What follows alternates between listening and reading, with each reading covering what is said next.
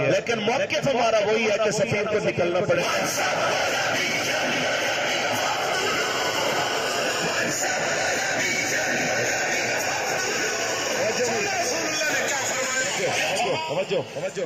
हमारी date fix है, उसके रात 12:01 पर हम निकलेंगे फैजाबाद के लिए। इस पर आपकी क्या राय है?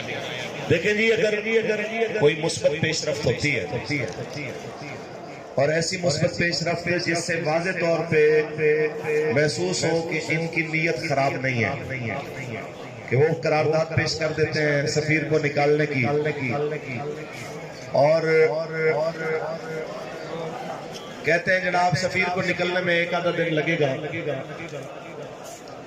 और बाकी जनाब आला आपके दीगर भी जो भी मुआयने की रूह से फैसले हैं वो करते हैं, तो उन्हें ये जरूर है हमारे अंदर इतनी शिद्दत पसंदी नहीं है, ना पहले किसी ने देखी है ना फिर कोई देखेगा।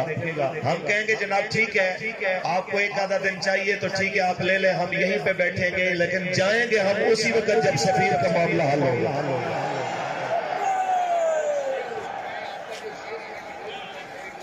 बहुत शुक्रिया।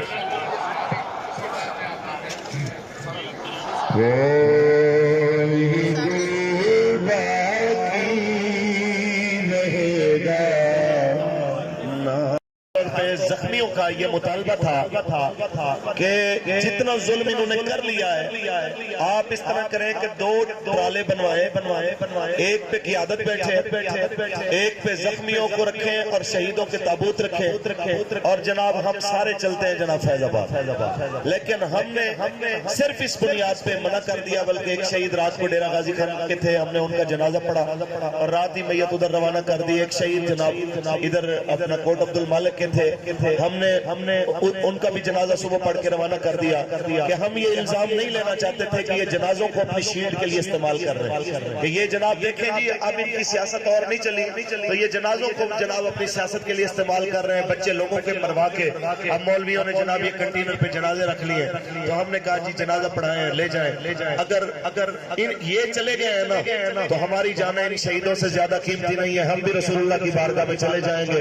बस मैं कहता हूँ वो खुश नसीब है जो सरकार की बारगाह में अपनी जान का नजराना दे गया।